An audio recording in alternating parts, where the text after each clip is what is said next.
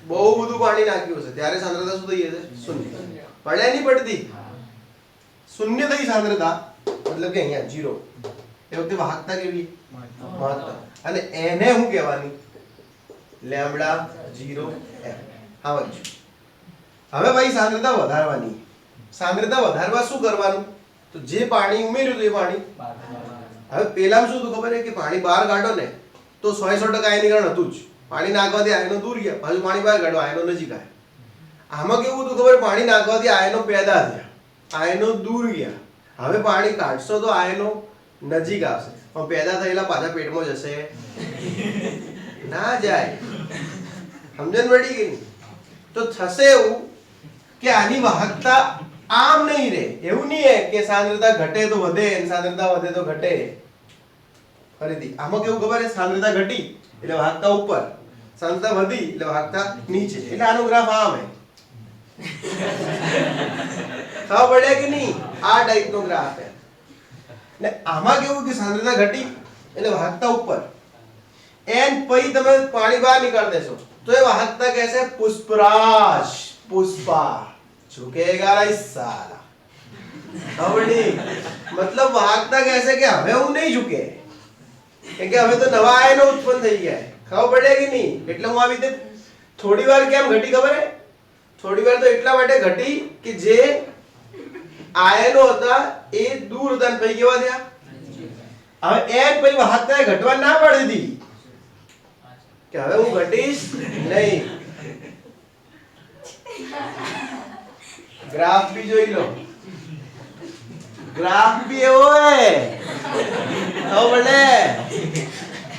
मतलब એમ है કે આયનો જે પેદા થઈ ગયા એ હવે અંદર નહીં જાય. તો નિર્બળ વિદ્યુત વિભાજનનો ડાયલોગ શું है? मैं झुकेगा नहीं साला. તો આ ટાઈપનો એનો ડાયલોગ ક્લિયર હે? હવે આને શું કર્યું હતું? જે વૈજ્ઞાનિક હતું, વૈજ્ઞાનિકનું નામ નહીં આપ્યું, ના જાય તો વૈજ્ઞાનિકે નામ મગજનો બરાબર. આ વૈજ્ઞાનિક હતો એને શું કર્યું હતું? હવે એક સૂત્ર આપ્યું હતું, lambda m lambda 0 m minus AC1 half. આવું સૂત્ર આપ્યું હતું. Lambda m lambda 0 m minus AC1 half. Lambda m આપણને ખબર है મોલર વાહકતા, કોઈ સાંદ્રતા है x સાંદ્રતા है મોલર વાહકતા. લેમ્બડા 0 m સુમિત મોલર વાહકતા બરાબર. a से ढाल શું है? સ્લોપ. ઢાળને શું કહેવાય? સ્લોપ. અને c1 half શું है? c1 half એટલે √c છે. √c ને શું લખી શકો તમે? c1. √c ને શું લખી શકો? c1. એટલે આને એમ કીધું હતું કે જો તમને લેમ્બડા m તો ખબર જ હશે. કેમ લેમ્બડા m ખબર હોય? કેમ કે જે સાંદ્રતાએ આપણે કોઈ બી દ્રાવણ લીધું હશે એ સાંદ્રતાએ વાહકતા મીટર નામના સાધન દ્વારા એમની વાહકતા તો માપી હશે, એટલે એ એની શું હશે? Lambda m. બીજું કે જે તે દ્રાવણની સાંદ્રતા બી આપણને ખબર જ હોય કે આટલી છે. અને tan θ ની મદદથી તમે ઢાળ શોધી શકો. ખબર હે tan θ? હા, એવું tan θ આવે ઢાળ શોધવા માટે. તો તમે tan θ ની મદદથી શું શોધી શકો? ઢાળ શોધી શકો. તો તમને શું મળી જાય? સુમિત મોલર વાહકતા. મતલબ કે અનંત મંદને મોલર વાહકતા તમને મળી જશે. પણ એક લોચો હતો કે આ સૂત્ર કોના માટે કામ કરતું હતું? જો ઢાળ આવે તેઓ. ઢાળ ક્યાં આવે? જ્યાં આલેખ સુરેખ હોય ત્યાં. આલેખ સુરેખ ક્યાં હે? પ્રબળ વિદ્યુત વિભાજન. નિર્બળ વિદ્યુત વિભાજનના આલેખ સુરેખ મળતા એ તો પુષ્પારાજ है. પુષ્પા समझन बैठी ने? फ्लावर समझाता क्या? फायर है अपन. तो આમાં ઢાળ હે જ નહીં, આ કર્વ શેપ है. કેવો है? તો એના અંદર એ શોધવો શક્ય है? આમાં એ નિકાળવો શક્ય है? એ નિકાળવો શક્ય નહીં है તો ભાઈ એનો લેમ્બડા 0 m નિકાળવો શક્ય है ના. એનો કહેવાનો મતલબ એવો થતો હતો કે નિર્બળ વિદ્યુત વિભાજનની સીમિત મોલર વાહકતા નિકાળવી સંભવ નહીં है. मतलब જે વૈજ્ઞાનિકે આ ગ્રાફ આપ્યા એવું કહેવા માંગતો હતો કે નિર્બળ વિદ્યુત વિભાજનની સીમિત મોલર વાહકતા નિકાળવી સંભવ નહીં. ખબર ડી? એટલે પુષ્પા હતો. સમજણ બેટી? હવે એનો પપ્પા હતો, એનું નામ હતું કલિકા. ચલો એ આવ્યો. કલિકાને કહેવાય કોહલરોસ. શું કહેવાય? है कि साला कैविते नहीं निकालेगा तू लैम्बडा जीरो है, मैं निकाल के दिखाएगा समझे बेटी। तो एक वैज्ञानिक હતું કોહલ રોસ। હવે હાલ પ્રશ્ન શું है खबर है, हाल प्रॉब्लम क्या है, प्रबल में कोई प्रॉब्लम है नहीं।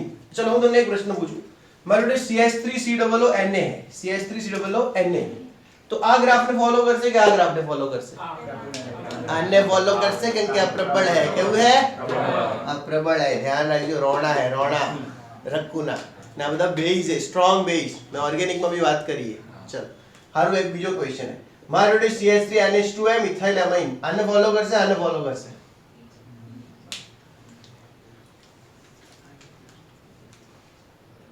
ચેપ્ટર ની શરૂઆતમાં જ ભણાયેલું है પ્રબળ અને નિર્બળ વિદ્યુતવાજી કેવી રીતે ઓળખવાના। આને ફોલો કરશે કેમ કે આ નિર્બળ है, RNH2 RNH RN આ બધા નિર્બળ है, બરાબર। આ ધ્યાન રાખજો, એક વસ્તુ આવડી લો, ઓર્ગેનિક એસિડ ઓર્ગેનિક બેઝ નિર્બળ જ હોય, એમાં ધાતુ આવી જાય ને તો પ્રબળ થાય। RCOO છે ને કાર્બોક્સિલિક એસિડ એ નિર્બળ એસિડ है, એ તો એમાં સોડિયમ આવ્યો એટલે પ્રબળ થયો સમજ પડી। અને એમાં પાછું એસિડ ના આવે પછી બેઝ થઈ જાય, અને બેઝ હોય તો એસિડ થઈ જાય ધાતુ ના આવવાથી। ચલો આ ખબર પડી। तो हाल लोचो શું है, આની લેમ્બડા 0 m નિકાળવામાં લોચો है, આનો લેમ્બડા 0 m નિકાળવામાં લોચો है। લેમ્બડા m માં કોઈ લોચો નહીં है, કેમ કે લેમ્બડા m તો તમે ઓલા સાધનથી માપી શકો, કોનાથી? વાહકતા મીટર એવું સાધન આવે એનાથી, કેમ કે જે સાંદ્રતાએ તમે લીધો હશે એ સાંદ્રતા એની વાહકતા है લેમ્બડા m, તો એ તો માપી શકો। પણ અનંત મંદન કર્યા પછી, હવે અનંત મંદન કરવું હોય ને તો આખો સમુદ્ર નાખવો પડે અંદર, ત્યારે અનંત મંદન થાય। એટલે હવે પ્રેક્ટિકલી એવો કોઈ સમુદ્ર નાખવા ના બેવે, ખબર પડે કે નહીં? એટલે શું કરે, ગણતરીથી વધવાની, ઢાળ બાળ દોરીને કે એની કેટલી હશે એમ। ચલો નીકાળ દો। ચલો તો અનંત મંદને નિર્બળ વિદ્યુત વિભાજ્યની મોલર વાહકતા શોધવા માટે એક વૈજ્ઞાનિક હતા કોહલ રોસ, એમણે શું કર્યો, નિયમ આપ્યો। શું આપ્યો? સારું। કોહલ રોસે બહુ બધા પ્રયોગો કર્યા, ઘણા વર્ષો સુધી કામ કર્યું, અને અંતે એણે નિયમ એવો આપ્યો કે કોઈ પણ નિર્બળ વિદ્યુત વિભાજ્યની અનંત મંદને મોલર વાહકતા તેની માના ધન આયનોની અનંત મંદને મોલર વાહકતા અને એની જ માના ઋણ આયનોની અનંત મંદને મોલર વાહકતાના સરવાળા જેટલી હોય છે। તો બે વખત એની માનું કીધું એણે, અને એમાં બની ગયો નિયમ। કોને? કોહલ રૂસ। ફરીથી સાંભળી લો, પહેલા કોહલ રૂસ હતા, એમણે નિર્બળ વિદ્યુત વિભાજ્યની લેમ્બડા 0 m ઉપર કામ કરેલું એમણે, બરાબર। કેમ? કેમ કે ઢાળ નતા, એટલે જો ઢાળ હોત તો કોઈ પ્રોબ્લેમ નહોતો, ડાયરેક્ટ કામ થઈ જાત। શું કીધું એમણે? એમણે એમ કીધું કે તમારે તમારી જોડે કોઈ આવું है લેમ્બડા AB, શું है લેમ્બડા AB, मतलब कि લેમ્બડા 0 ऑफ AB निकालो, मतलब AB विद्युत विभाज्य है, AB विद्युत विभाज्य है અને આ નિર્બળ है, કેવો है? નિર્બળ। ધારો કે AB નામનો વિદ્યુત વિભાજ્ય है અને વિદ્યુત વિભાજ્ય કેવો है? નિર્બળ है। કેવો है? અને તમારે એનું લેમ્બડા 0 AB નીકાળવું હોય। શું નીકાળવું? Lambda 0 AB। લેમ્બડા 0 AB એટલે નિર્બળ વિદ્યુત વિભાજ્યની સીમિત મોલર વાહકતા। AB શું है? AB શું है? નિર્બળ વિદ્યુત વિભાજ્ય। તો લેમ્બડા 0 AB શું કહેવાય? નિર્બળ વિદ્યુત વિભાજ્યની સુમિત મોલર વાહકતા। આ 0 એટલે સુમિત, સમજ્યા કે નહીં? ચાલ અને હીરો લખે ને તો સાગર છે। હારું, હવે અહીંયા ધ્યાન આપજો, સિમ્પલ है। તમારે શું કરવાનું, આના આયનો બનાવી દેવાના। શું બનાવી દેવાના? આયન। આનો આયન બનશે A+ અને B-। તો એણે એમ કીધું કે તમે લેમ્બડા 0 A+ લાવી દો, લેમ્બડા 0 A+ અને લેમ્બડા 0 B- લાવી દો, અને ભઈ આ બંનેનો સરવાળો કરી દો, તો એ બની જશે તમારું લેમ્બડા 0 AB। શું બની જશે? Lambda 0 AB। આવું કોહલ રોસે કીધું હતું। હવે આ સમજો શું है નિર્બળ, આ સમજો AB એટલે શું? નિર્બળ વિદ્યુત વિભાજ્ય। તો નિર્બળ વિદ્યુત વિભાજ્યની સીમિત મોલર વાહકતા તે વિદ્યુત વિભાજ્યની માના, એટલે એની માં રહેલા ધન આયનની સીમિત મોલર વાહકતા અને ઋણ આયનની સીમિત મોલર વાહકતાના સરવાળા બરાબર હોય છે। આ નિયમને કોહલ રોસનો નિયમ કહે છે। દાખલા તરીકે લેમ્બડા 0 ઓફ NaCl કેટલું હોય? તો લેમ્બડા 0 ઓફ Na+ વત્તા લેમ્બડા 0 ઓફ Cl માઈનસ। દાખલા તરીકે લેમ્બડા 0 ઓફ V + V- કેટલું હોય? તો lambda 0 of V+ plus lambda 0 of V- minus એવું તમારા ચોપડીમાં છાપીને આપ્યું છે.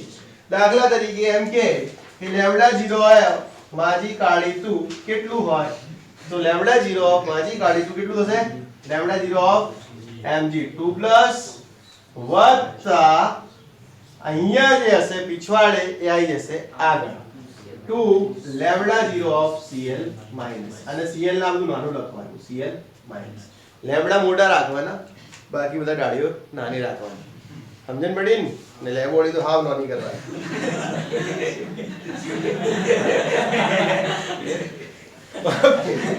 લેબોડી એટલે આપણી સુમિત ચલો તમે હસતા ના ઓળખતા નહીં તમે હજી બીજું હવે કહ્યું લેમ્ડા 0 ઓફ Al2SO4 thrice ઘણી હસના નિકિતા તો ગુસ્સે થઈ રહ્યો મારશે lambda 0 of Al2SO4 thrice okay તો આ શું બનશે તો જો આ બનશે 2 લેમ્ડા 0 ઓફ Al3 પ્લસ શું બનશે 2 લેમ્ડા 0 ઓફ Al3 પ્લસ આ 2 આગળ આવી ગયા લેમ્ડા 0 કેવા જોડે plus 3 lambda 0 of SO4 minus 2 હવે તમારા મગજમાં પ્રશ્ન આવ્યો હશે આવ્યો જ હશે ના આવ્યો બધું નાખી દઉં કે સર આ બધું અમારે ક્યાંથી લાવવાનું lambda 0 of Al lambda 0 of SO4 lambda 0 of Cl minus આ બધું ક્યાંથી લાવવાનું તો આ બધું તમને રકમમાં આપેલું હોય છે આ બધું પ્રાયોગિક હોય એક સાધન આવે વાહકતા મીટર એના દ્વારા શોધેલું હોય અને 298 કેલ્વિન તાપમાને એના મૂલ્યો તમારી ચોપડીમાં પણ એક કોઠો દોરીને આપેલા હશે જોઈ લો અને એમાં સૌથી વધારે વાહકતા H+ ની હશે સૌથી ઊંચામાં ઊંચું હશે લેમ્ડા 0 ઓફ H+. કેટલું મૂલ્ય એનું 100 હા તો સૌથી વધારે સિમેન્સ સેન્ટીમીટર સ્ક્વેર માલ ઇન્વર્સ 300 સોરી ભાઈ પ્રિન્ટિંગ મિસ્ટેક હતી બરાબર લેમ્ડા 0 ઓફ H+ એ થશે 349 siemens centimetre square mall inverse તો ચોપડીમાં આપેલું હોય સૌથી વધારે વાહકતા H+ ની કોઈ મને કહેશે કે શા માટે H+ ની મોલર વાહકતા સૌથી વધારે છે તમે કહી શકો H+ થી નાની મને લાગે Li+ ની હશે જો આપ્યો હશે તો Na+ ઓકે H+ થી નાની Li+ આપ્યો નહીં તો Li+ આવે Na+ થી પહેલા શું તમે કહી શકશો કે વાહકતા કઈ રીતે નક્કી થઈ રહી છે સારું તો મિત્રો મેં ભણાવ્યું હતું આયનની વાહકતા કયા કયા પરિબળો પર આધાર રાખે છે તેમાં એક મુદ્દો લખાયો હતો આયનોના કદ અને જલીયકરણની માત્રા એમાં મેં એવું ભણાવ્યું હતું જેટલું કદ નાનું હોય એટલી વાહકતા વધારે હોય એવું બી કીધું હતું નોબિતાને દોડાવો ને જીયાનને દોડાવો તો નોબિતા વધારે દોડશે જીયાન થાકી જશે કેમ કે બિચારો મારા જેવો છે સ્માર્ટી ચલો તો કહેવાનો મતલબ એવો હોય પડી ચલો તો કહેવાનો મતલબ એવો હોય કે જેટલું કદ નાનું હશે એટલી વાહકતા વધારે હશે અને H+ નું કદ બહુ નાનું હોય 10⁻15 મીટર 10⁻15 મીટર એટલે કે 1 ફર્મી મીટર જેટલું એનું કદ હોય 1 FM બરાબર એટલો નાનો H+ એટલે એની વાહકતા સૌથી વધારે અને આ કોઠા ઉપરથી બી સાબિત થયું મેં જે કીધું હતું એ કે કદ નાનું હોય એમ વાહકતા વધુ આવડી જશે બેટા ચલો નીકળ દઉં તો આ કોહલરુસનો નિયમ છે હવે તમને કોહલરુસનો નિયમ પરીક્ષામાં પૂછાય તો એક ચોપડી આવે છે દર્પણ કુમારની અને એક અક્ષરાનંદ આવે છે એ અક્ષરાનંદની આવે છે બરાબર તો એમાં જે લખેલું હોય એ ગોખીને લખી દેવાનું અમુક બુકવાળા શું કરે કે આટલાને જ કોહલરુસનો નિયમ કે અમુક બુકવાળા પેલો મેં જે ગ્રાફ દોર્યો તો એ ભેગો લઈ લે છે બરાબર તો તમે જોઈ લેજો તમારી જે પણ બુક છે ગોખવા માટેની એમાં શું લખેલું હોય એ મુજબ ગોખી દેજો બાકી હું તો બધું સળંગ વાહકતા જ સમજુ છું હું કોઈ જગ્યાએ અલગ નહીં પાડતો એને કેમ કે આપણા માટે સળંગ એક ટોપિક જ છે કે ભાઈ પ્રબળનું મંદન કર્યું નિર્બળનું મંદન કર્યું પ્રબળમાં ગ્રાફ સ્ટ્રેટ મળ્યા નિર્બળમાં ઢાળ મળ્યા એટલે પ્રોબ્લેમ થઈ એટલે આ નિયમ આવ્યો ખબર પડી એના આ નિયમ ઘણા પ્રયોગો પછી આવ્યો છે અંદર 3 પ્રયોગ બી લખેલા હશે 3 પ્રકારની વાહકતા લખેલી હશે lambda 0 of NaCl minus lambda 0 of KCl is equal to lambda 0 of KCl minus lambda 0 of એ રીતે લખેલી હશે બરાબર તો એ 3 ડેટા તમારે ગોખી મારવાના હું યાદ નહીં જ રાખું યાદ કેમ કે મારે કોઈ કામ નહીં એનું એટલે તો એ જે આપેલું હોય તમને 3 ડેટા આપેલા લેમ્ડા 0 ઓફ NaCl KCl અને બરાબર કરી તો ધ્યાન રાખજો એ હતું કોહલરુસે કરેલું કામ અને એ ડેટા ઇક્વલ મળતા હતા બધા ડેટા, એને પોઝિટિવ નેગેટિવ બદલ્યા હતા. એકમાં ધન સેમ રાખ્યો હોય ઋણ બદલાય, અને બીજામાં તમે જોશો તો ઋણ સેમ રાખ્યો હોય ધન બદલાય. એ ચોપડીમાં જોઈ લેવાનું બેટા, હું અહીંયા પાટિયા પર નહીં કરું બધું, કેમ કે રટવાની વસ્તુઓ મને ગમતી જ નહીં ભણાવવાની. તો એ બધો ડેટા સેમ હે, કેવો હે છે, અને ડેટા સેમ હે ને એના ઉપરથી એને એવું લાગ્યું કે નિર્બળ વિદ્યુત વિભાજનની જે વાહકતા હે એ એમાં જ રહેલા ધન આયન અને એમાં જ રહેલા ઋણ આયનના સરવાળા જેટલી છે. નીકાળો. ચલો ઓકે, હવે આના ઉપરથી તમને દાખલા પૂછે છે. તો દાખલામાં તો કશું હે નહીં, હું તમને એક કાલ્પનિક દાખલો આપું છું મારી રીતે, મારા મનગઢત રકમ બનાવીને. બરાબર, તમે દાખલો ગણશો કાલ્પનિક.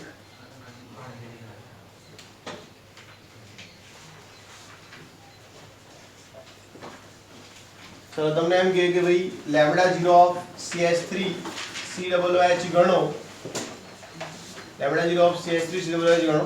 એમાં તમને એમ કહી દે કે lambda 0 of CS3 COOH minus આ છે x, અને lambda 0 of CS3 lambda 0 of x plus આ છે y માઇનસ x.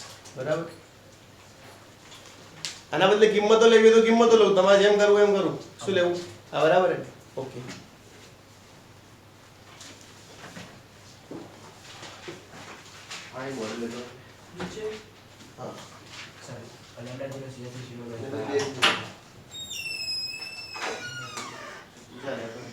આમથી ના જતો, આમથી.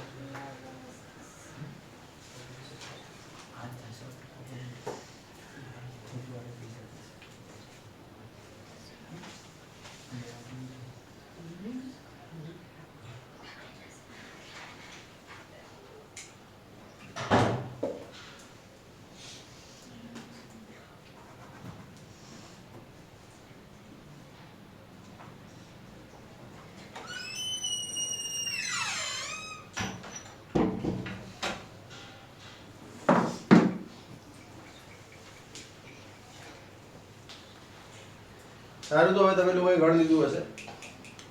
તો લેમ્ડા 0 ઓફ CS3 COOH એ કેટલું થશે?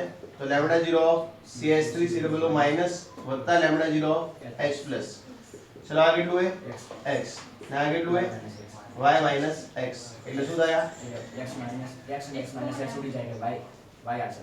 ઓકે, x ઉડી જશે. હા, ચલો x ઉડી જાય એટલે આન્સર શું હશે? y siemens centimetre square mall inverse. તો આ આવી ગઈ લેમ્ડા 0 ઓફ CS3 COOH ની મોલર વાહકતા. સમજ્યા કે નહીં? હવે y ઉડે ને બધું x ઉડે ને બધું તમે જોઈ લેજો મેથ્સ નું કેવી રીતે, એ બધાને હું સપોર્ટ કરું કેમ કે બધા કે એટલે ચલો થઈ ગયું. નીકળતું. ઓકે, આ બદલે માન લો કિંમતો આલી હોત, એમ કીધું હોત કે ભાઈ આ 100 ગણ બચ્ચા હે, આ 300 ગણ બચ્ચા હે, અહીંયા એકમ લખેલો હોત siemens centimetre square mall inverse, અહીંયા બી લખેલો હોત siemens centimetre square mall inverse, આવી રીતે એકમ લખેલો હોત તો તમારે ખાલી પ્લસ કરવાનું થાત, બીજું કંઈ થતું નહીં. ઓકે, બીજા આમાંથી કેવા દાખલા પૂછાય એમ જઈ દઉં. તો આમાંથી દાખલા એ ટાઈપના પૂછાય તમને કે તમને લેમ્ડા 0 આલેલા હોય અમુકના, મતલબ 4 હોય, એમાંથી 3 ના લેમ્ડા 0 આપેલા હોય અને ચોથાના વધવાના કે, તો તમારે સમીકરણ બનાવવાનું થાય, અને એના પછી સમીકરણ બનાવ્યા પછી તમારે લેમ્ડા 0 નીકાળવાનું થાય. એમાં સમીકરણમાં ખાસ ધ્યાન રાખવાનું, કોઈ બી વખત એના આગળ મોલ લખેલા હોય, શું લખેલા હોય? મોલ.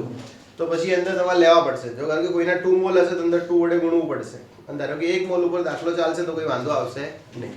ચલો એક ટાઈપનો દાખલો હું તમને ગણીને બતાવું. દાખલા તરીકે તમને એમ કહે કે λ0 ઓફ Na2SO4 આ તમારે શોધવાનું હોય. λ0 ઓફ Na2SO4 શું કરવાનું હોય? શોધવાનું હોય. હવે તમને λ0 ઓફ NaOH આલ દે, બરાબર? λ0 ઓફ NaOH એ આલ દે, માન લો કે 150, બધાનો એકમ એક જ આવશે siemens centimetre square mall inverse, બરાબર? પછી ધારો કે તમને λ0 ઓફ H2SO4 તો આની કિંમત આલ દે તમને 300 siemens centimetre square mall inverse. પછી તમને એમ કે λ0 ઓફ H2O તો એ તમને કહી દે માન લો કે 200 સિમેન્સ સેન્ટીમીટર મોલ ઇનવર્સ, બરાબર? આવું કીધું હોય. અને તમારે શોધવાનું શું છે? Na2SO4. તો પહેલા તમે શું કરો? આ ચારને ભેગા કરીને પ્રક્રિયા બનાવો. આ ચારને ભેગા કરીને શું કરો? તમારે જેમ ઈચ્છા હોય એમ તમે પ્રક્રિયા બનાવી શકો, પ્રક્રિયામાં કોઈ ચિંતા હે નહીં. પણ અમુક વસ્તુ ભેગી નહીં કરવાની. હવે હું ધારો કે Na2SO4 વત્તા H2SO4 નહીં કરવાની, કેમ કે SO4 થી SO4 ભેગું થશે તો બનશે હું, તો એવી ગોળી પ્રક્રિયા કરવાની નહીં.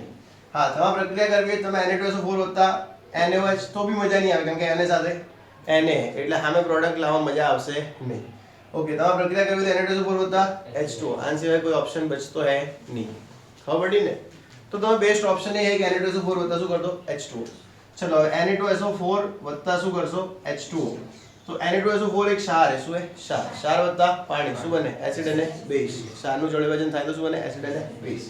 તો આમાંથી બની જશે H2SO4 વત્તા NaOH. શું બનશે? NaOH. હવે તમે સંતુલન કરી દેશો. પહેલા તો સંતુલન કર્યા વગર કામ નહીં થાય. ચલો અહીંયા Na કેટલા છે? 2. ખાસ યાદ રાખજો બેટા, સંતુલન કરવું પડશે. શું કરવું પડશે? સંતુલન કરવું પડશે. સારા સારા લોકો, સારા સારા છોકરાઓ, સારા સારા શિક્ષકો બધા ભૂલી જાય છે સંતુલન કરવાનું, પણ હું તમને કહી દઉં શું કરવું પડશે? સંતુલન. ઓકે, તો અહીંયા Na કેટલા છે? 2. તો આટલે કેટલા કરવા પડશે? 2. ચલો બીજું કઈ કરવાની જરૂર છે? અહીંયા ઓક્સિજન કેટલા છે? 4 ને 2 6. અહીંયા 4 ને 1 5. તો અહીંયા કેટલા કરવા પડશે? 6. સમજણ પડી કે નહીં? ચલો અહીંયા હાઇડ્રોજન કેટલા છે? 2 2 4. ઓકે, અહીંયા કેટલા હાઇડ્રોજન છે? 2 અને 2 2 4. ઓકે, સંતુલન થઈ ગયું છે. સમજ્યા કે નહીં? હવે તમારે શોધવાનું શું છે? Na2SO4. એટલે કે તમારે આ શોધવું છે Na2SO4. હવે તમને ગણિત તો આવડતું હશે. ચલો ગણિત આવડતું હોય તો હું તમને ખાલી એક વસ્તુ કહી દઉં. તમારે Na2SO4 શોધવું હોય, તમે એવું વિચારો કે આ x છે. શું છે? x વત્તા જાણે કે 2, પછી આ બરાબર છે. શું છે? બરાબર. ધારો કે આ 1 છે. શું છે? 1 વત્તા ધારો કે પેલો 2. તમે x શોધવું હોય શું કરો? 2 ને ઓલી બાજુ મોકલીને માઈનસ કરો ને. બસ એવું ને એવું જ. સમજણ પડે કે નહીં? એવું ને એવું જ. તમારે આનો λ0 વધવો હોય કે નહીં, તો તમારે આને ઉપાડીને પેલી બાજુ ફેંકી દેવાનો અને પેલા બેનો λ0 શું કરી દેવાનો? પ્લસ. આવું તો આપણે હે ને ગણિતનું. ચલો બસ. તો હવે કેમિસ્ટ્રીનું શીખશો. તમારે આ શોધવું હોય, તમારે શોધવું હોય λ0 ઓફ Na2SO4. સમજણ પડી? હવે λ0 ઓફ Na2SO4 શોધવું હોય આને પેલી બાજુ મૂકી દેવાનું. તો is equal two IU is equal two આ તો પેલી બાજુ જતું રહ્યું. ચલો શું હશે? λ0 ઓફ H2SO4 પ્લસ, કેમ પ્લસ? કેમ કે પ્લસ છે જ. 2 કોના અંદર હે સમીકરણમાં એટલે 2 લખવાના. 2 λ0 NaOH. ખબર પડે કે નહીં? Minus 2 λ0 of H2O. Okay, 2 λ0 of H2O. સમજ્યા કે નહીં? ચલો આવડી જશે. ઓકે, λ0 ઓફ H2SO4 કેટલો? 300. ચલો વત્તા 2 NaOH નો કેટલો? ઓકે 150. માઈનસ 2 પાણીનો કેટલો? 200. થાય કે નહીં? ચલો 300 અને 150 નું 300 એટલે કેટલા થયા? 600. માઈનસ 400 એટલે શું આવ્યો? 200. એનો મતલબ કે λ0 ઓફ Na2SO4 કેટલો હશે? 200. આ તો મેં ડાયરેક્ટ કાલ્પનિક રકમ હતી. આવી નવી ઓરિજિનલ રકમ પણ હોય શકે. સમજ્યા કે નહીં? ચલો એક રિયલ રકમ આપું, તમે જોઈ લેજો. ઘરેથી ગણિત મને કહેજો. હોમવર્ક આપું છું. શું આપું છું? હોમવર્ક. સર બંનેના બે સરવાળા કરીને પેલાની બાદ કરી નાખશો. એ નહીં તો NaOH H2SO4 અને H2O બરાબર. હા તો NaOH ની H2SO4 નો સરવાળો કરવાનો હા અને H2SO4 ની H2O નો સરવાળો. આનો સરવાળો કરીને આ વાત કરે હા આવી શકે. તો પ્રક્રિયા આવી રીતે બનાવવાની. NaOH plus H2SO4 gives Na2SO4 plus H2O. તો એ આવી જાય. તો એ ચાલે. તું આને કરતા બનાય ને Na2SO4 ને. હવે Na2SO4 કરતા બને આમ જાય. તો આ બેનો સરવાળો થાય. પ્રક્રિયા તમે જે વાતથી બનાવી બાજુ બનાવી શકો ને તમે. આ તો મેં આવી રીતે બનાવી એટલે તમને ના ગમતી તો બીજી રીતે બનાવો. તો તમે આ બેનો શું થાય? સરવાળો. એમાંથી H2O બાદ થાય તો Na2SO4 નીકળી જાય. તો એનો જ આવશે આન્સર. તો ફરક નહીં પડે. તમારે એવું કરવું હોય તો કરીને જોઈ લેજો ઘરે જઈ. ચલો સારું. લેમ્ડા 0 ઓફ HCl એ 20 છે. લેમ્ડા 0 ઓફ BaOH ટ્વાઇસ એ તમારે શોધવાનો હોય. લેમ્ડા 0 ઓફ BaCl2 એ 50 છે અને લેમ્ડા 0 ઓફ H2O એ 10 છે. બરાબર. અને શોધવાનું શું છે? Lambda 0 of BaOH twice. પ્રક્રિયા કેવી રીતે થઈ હશે, શું થયું હશે, બધું તમારે જોવાનું. હું તો એમ જ કહું, તમને ના આવડે તો એસિડ વત્તા બેઝ, ક્ષાર વત્તા પાણી એવી રીતે પ્રક્રિયા કરશો વધારે સારું રહેશે. પણ આમાંથી ઓળખવું પડશે ક્ષાર હે કયો. એ તો આવડી જાય. એસિડ ને બેઝ ઓળખતા આવડે ને પાણી ઓળખતા આવડે ને તો વધારાનો ક્ષાર જ હોય. ચલો, thanks for the watching, like share subscribe. वरना पुष्पा भाई को झुक जाएगा.